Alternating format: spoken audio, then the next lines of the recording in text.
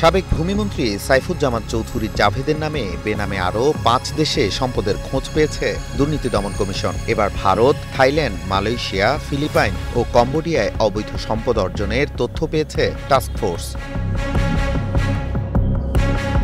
শনিবার দিবাগত রাত 4:30টার দিকে চট্টগ্রামের কর্ণফুলী থানার শিকলবাহা ইউনিয়নে সাবেক ভূমিমন্ত্রীর স্ত্রী রুকমিলা জামানের গাড়ি চালকের প্রতিবেশীর বাসায় অভিযান চালিয়ে উদ্ধার করা হয় 23 বস্তা নথি। এসব নথি থেকেই মিলেছে সম্পদের খোঁজ।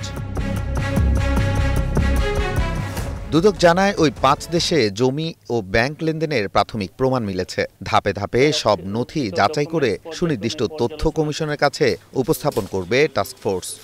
ইতিপূর্বে প্রাপ্ত 4টি দেশের ইউকে, ইউএসএ, দুবাই ও সিঙ্গাপুরে 582টি সম্পদ ছাড়াও Bharat, Thailand, Malaysia, Philippines, Cambodia সম্পদ অর্জনের তথ্য পাওয়া গেছে।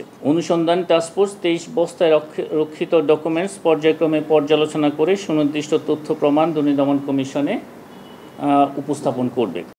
এদিকে অর্থ আত্মসাৎ মামলায় সাবেক ভূমিমন্ত্রী সাইফুজ্জামান চৌধুরী জাবেদ ও তার স্ত্রী রুকমিলা জামানের বিরুদ্ধে ইন্টারপোলের মাধ্যমে রেড নোটিশ জারির নির্দেশ দিয়েছে আদালত। জনাব সাইফুজ্জামান চৌধুরী ও তার স্ত্রী রুকমিলা জামানের বিরুদ্ধে তদন্তকারী কর্মকর্তার আবেদনের প্রেক্ষিতে 21/9/2025 খ্রিস্টাব্দ তারিখে বিজ্ঞ আদালত রেড নোটিশ জারির নিমিত্তে অনুমোদন প্রদান করেছে।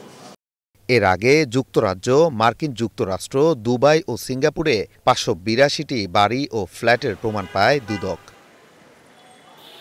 Nazmul Hasan, star news.